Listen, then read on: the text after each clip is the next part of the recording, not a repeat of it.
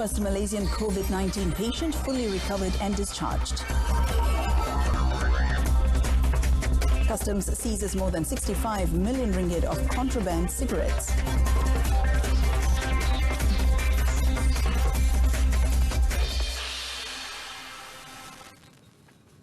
Hello and good evening. I'm Mohanupriya. Welcome to News on 2. The Ministry of Health MOH in a statement says as of today, one case of COVID-19 has recovered fully and discharged well. This was case number 9, a 41-year-old male Malaysian who received treatment at Hospital Sungai Buloh. He was also the first Malaysian to be a confirmed COVID-19 patient. According to Minister Datuk Seri Dr. Zulkifli Ahmad, no new COVID-19 cases were reported to the National Crisis Preparedness and Response Centre today. With the total cumulative confirmed COVID-19 cases in Malaysia remaining at 22 cases, with 13 cases still receiving treatment in hospitals. Out of these confirmed 22 cases, 12 are from patient under investigation, PUI, 8 are from close contacts, while 2 are from Malaysians evacuated through the humanitarian assistance and disaster relief from Wuhan. Out of these confirmed 22 cases, 15 are Chinese nationals, 6 Malaysians and 1 US national, while out of these 22 confirmed cases detected in Malaysia, 9 cases have been discharged after they underwent repeated tests and found to be negative on 2 consecutive repeated tests. Commenting on the female US national who was confirmed with COVID-19 infection, Datuk Seri Dr. Zulkifli said he had a teleconference with Cambodia's Minister of Health, Professor Mam Bun Heng, informing him regarding the improving health status of the patient. He said the patient underwent repeated COVID-19 tests and was still found to be positive. Datuk Seri Dr. Zulkifli added that MOH will work closely with all countries involved and with WHO in the management of COVID-19 infection, as well as coordinating information in implementing close contact tracing activities. He said MOH will also continually update the public on any latest development of this infection in a timely manner. Now, there have been no confirmed cases of COVID-19 at Miri Hospital as of yesterday. According to Sarawak Health Department Director Dr. Chin Zin Hing, Miri Hospital has received a total of 16 patient under investigation or PUI cases for COVID-19 infection, comprising 14 Malaysian citizens, a Chinese citizen and a Canadian citizen. Of these cases, Dr. Chin said 14 cases of PUI were found to be negative for laboratory tests, while 2 others are still pending. Dr. Chin added that 10 cases of PUI were allowed to return home after being found healthy, and laboratory tests for the second test were negative. The State Health Department also advised those who felt sick with fever, coughing and difficulty in breathing within 14 days after visiting China to report to the nearest hospitals. It said they must also inform doctors attending to them of their travelling history. Dr. Chin said all doctors, whether they are from government hospitals or clinics and those in private practice, must notify the Crisis Preparedness and Response Centre, CPRC, of the State Health Department immediately if they come across any suspected case. The Malaysian government is proud with the commitment showed by the reconnaissance team from Beijing to Wuhan to coordinate and assist in the process of bringing back 120 Malaysians in Hubei province following the outbreak of COVID-19 in that country. Foreign Minister Dato' Saifuddin Abdullah says the team of 6 embassy officers can be considered as heroes as they were willing to risk their lives to ensure the safety and health of Malaysians in the province. According to the minister, the deeds and sacrifices of the team are massive, especially when everybody else was trying to get out of the area, while they instead entered the risk zones to assist Malaysians trapped in Wuhan. Pegawai Wisma Putra yang 6 orang ini adalah wirawati negara sebenarnya. Mereka ini adalah pegawai-pegawai kita daripada Kedutaan Besar Malaysia di Beijing. Sebagaimana kita tahu, mereka bertolak dulunya dengan jalan darat ke Wuhan, mengambil masa 17 jam perjalanan.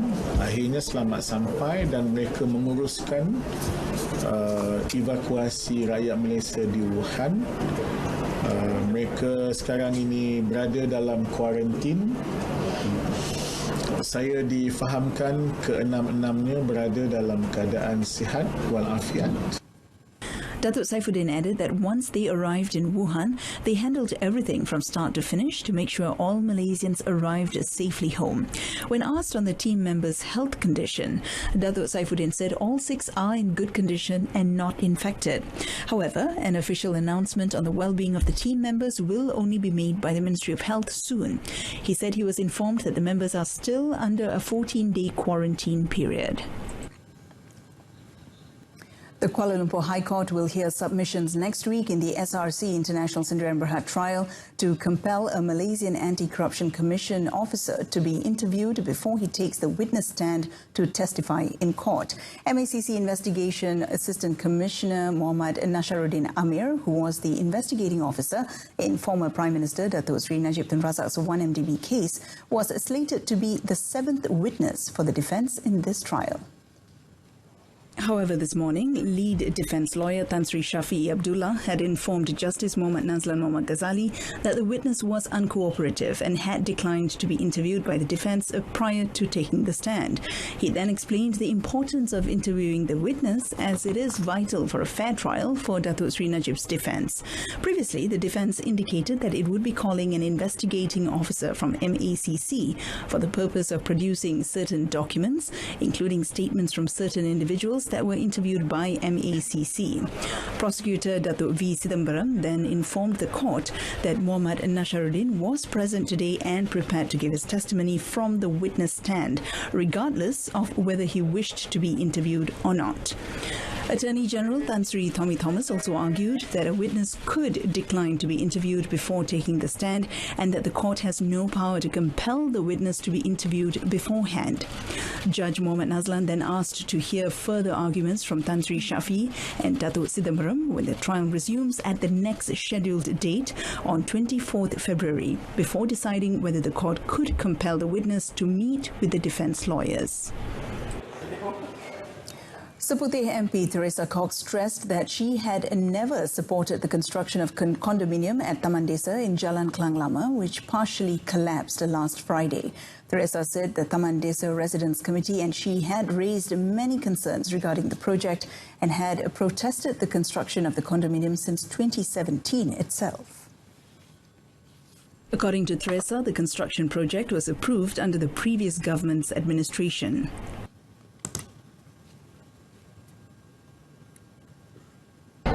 The building plan approval is on 19 June 2017. Then the project started work on February 2018, all before my time, and I have no say in all this approval. I did not approve at all. And here, I just want to show to the members of the press, this is the signature campaign that we have done in year 2017. This is the year 2017 together with Taman Desa Resident Association, where their leaders are here. Teresa added that besides the condominium, she had also opposed the construction of 6 other apartment projects involving 6,000 housing units in her constituency. The protest was made following the residents' concerns related to safety and negative impact towards the surrounding areas, besides causing congestion and parking problems. The Department of Occupational Safety and Health, DOSH, had started its investigation in this matter, and the result is expected in a month's time. In the incident, 2 Bangladesh nationals were trapped after the floor of the parking area of the 6th level collapsed during heavy rain. They were rescued later on the same day. A motorcyclist died when his bike skidded and fell at Simpang Pejabat Urustia Jalan Lama Tuaran in Kota Kinabalu, Sabah at around 2:30 a.m. this morning. The victim, who suffered severe injuries on the head, was killed on the spot. Tuaran District Police Chief DSP Muhammad Hamizi Halim in a statement said in the incident, the 32-year-old victim was believed to be on his way to Tuaran from Kampung Marabahai. Preliminary investigations revealed that the victim was riding at high speed before losing control of his bike and fell to the side of the road. The case is being investigated under Section 41, Subsection 1 of the Road Transport Act 1987. Police are looking for a suspect after a man was found stabbed to death near Batukawa PPR flats in Kuching, Sarawak early this morning. State Police Commissioner Datuk Ramli Din said the 37-year-old victim was found lying on the 5-foot way along a row of shops at about 3:40 a.m. Datuk Ramli said CCTV footage showed that the victim appeared to have been stabbed by a man who was riding pillion with him on a motorcycle. According to Datuk Ramli, the victim and suspect was said to be going to the Batukawa New Township on the victim's motorcycle. After the motorcycle had started moving for about 30 meters, he said the suspect took out what police believe was a sharp weapon from under his shirt and stabbed the victim, who then fell to the ground. Speaking to reporters after handing over new police vehicles to various district police chiefs at the state police headquarters today, Datuk Ramli said police had identified the suspect as a 25-year-old man and are in the midst of tracing him. He added that police are carrying out a detailed investigation into the case and believe the case would be solved soon. A 6-year-old child who disappeared along with a Proton Exora stolen from the child's mother at Cabang Kampung Kemubu, Ketere early this morning was found safe at 10 a.m. behind the Econ Jaya supermarket in Kot Lannas, Kota Bharu. Kelantan Deputy Police Chief SAC Abdullah Matpia said the suspect had left the child with a trader at a stall near the supermarket, who later contacted the police. Apparently, the suspect had told the trader that the child's mother will be picking him up soon.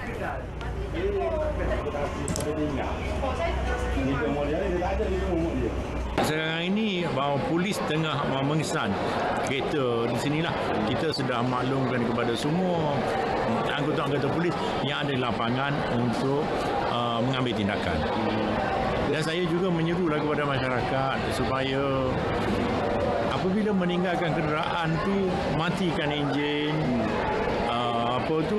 kunci pintu, dan jangan letak barang-barang berharga di dalam tu. Termasuklah anak tadi keluarkan. In the 7:45 a.m. incident, the mother was believed to have stopped the car on the roadside with the engine still running to buy breakfast, leaving the child inside the car. Before the 40-year-old mother could get back to the car, a man wearing a yellow shirt and white skullcap had absconded with the car, with the child still inside. Police are on the hunt for the suspect. The Royal Malaysian Customs Department foiled attempts to smuggle in 76.4 million sticks of contraband cigarettes worth 65.4 million ringgit in 2 separate raids at Port of Tanjung Pelepas, Johor Bahru recently. Customs Director General Datuk Padi Abdul Halim said the combined seizures were the largest by the department so far this year. Datuk Padi said the first raid was conducted on 28th January over a container marked as wooden furniture in the cargo manifest and had found 69,000 cartons or 13.8 million sticks of cigarettes. While the second case, the Johor Customs Enforcement Branch came across a smuggling attempt and inspected 6 containers of the same size at the port of Tanjung Pelepas after becoming suspicious of the bill of landing on 3rd February. Upon inspection, he said the containers were found to contain 62.6 million of contraband cigarettes of various brands. The containers were believed to have been in the port for about a month. Datuk Padi said the department had not initiated any arrests yet, and the case is being investigated under Section 52 of the Customs Act 1967, which provides for fines of not more than 100,000 ringgit or imprisonment for a term not exceeding 5 years, or both. The case is also being investigated under Regulation 18 of the Free Zone Regulations in 1991, which provides for fines not exceeding 50,000 ringgit or imprisonment for a term not exceeding 3 years, or both if convicted. 4 China-registered vessels have been detained by the Malaysian Maritime Enforcement Agency MMEA on Saturday after it failed to obtain permission to anchor in Labuan waters. The agency also arrested 2 crewmen believed to be Chinese nationals, both aged 55. Labuan Maritime Director Commander Nur Bakari Abu Bakar, in a statement released, said all the 4 vessels had committed the offence under Section 491B, subsection 1(1) of the Merchant Shipping Ordinance 1952 for failing to inform the Marine Department Director of the ship's arrival. He said each crew member could be fined up to 100,000 ringgit or a maximum of 2 years jail, or both, adding the ships were detained for further investigation. Nur Bakari said the agency would not compromise on any illegal activities at the Malaysian Maritime Zone. Coming up, MCMC makes strides in driving 5G development by joining 5G Asia Pacific GSM Association. Stay with us.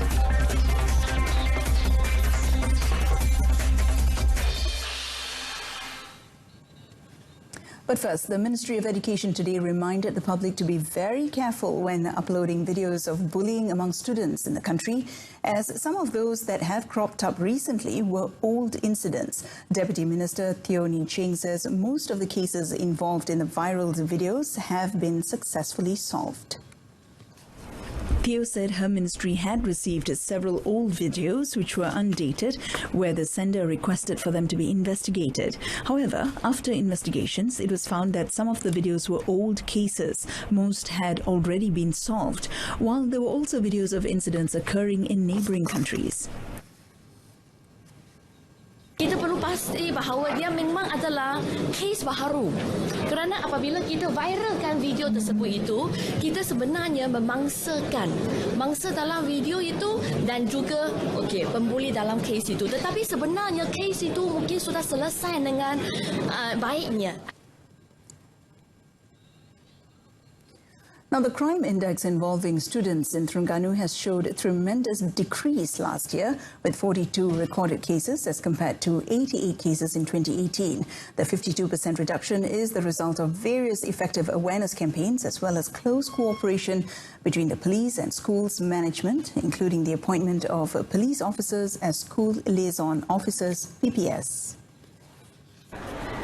Terengganu State Police Chief Datuk Rosli Sheikh said among the recorded crimes were gang rapes, crime threats, assaults and theft cases. He also said that major factors that pushed students into crime were broken families, financial problems and peers' influence. He added the PPS is responsible to identify such students and conduct corrective programs via counselling, adding early intervention is vital to prevent disciplinary problems and crimes from beleaguering schools. Speaking at the launch of Jom ke Sekolah 2020 in SMK Tengku Bariah, Kuala Terengganu, Datuk Rosli also urged schools to report any crime cases instead of hiding it to protect their reputation. Malaysia continues to move forward in the development of 5G technology after the Malaysian Communications and Multimedia Commission, MCMC, officially became a member of the Global System for Mobile Communications Association Asia Pacific, or GSMA APAC 5G Forum. Now, the forum, established on 25th September last year, is represented by members of the industry and government agencies in the Pacific region, with the aim of finding the best ways to boost the development of 5G technology. In a media statement, MCMC confirmed that the membership was sealed on 20th January this year during a meeting between MCMC Chairman Al-Ishsal Ishak and GSMA Asia Pacific Head Julian Gorman in Langkawi, Kedah. According to the statement, GSMA acknowledged the role played by MCMC as the catalyst of growth for 5G technology in Malaysia and believed that MCMC's participation in the forum will enable the creation of positive interactions and sharing of information between members. The GSMA APAC 5G Forum will be an exclusive community of pioneering mobile network operators, MNOs and governments investing in creating the vision for 5G and bringing the potential of 5G to transform society, industry and the way we communicate and interact with the world around us. The initial starting list of pioneering members for the launch of the APAC 5G Forum in Kuala Lumpur was KDDI, KT, LGU+, Ministry of Science and ICT, NTT Docomo, SK Telecom and Yes YTL Mobile. And that concludes this evening's News on 2. In our top story today, first Malaysian COVID-19 patient fully recovered and discharged. Join us again at 12:30 tomorrow afternoon. I'm Mohana Priya. Thanks for watching.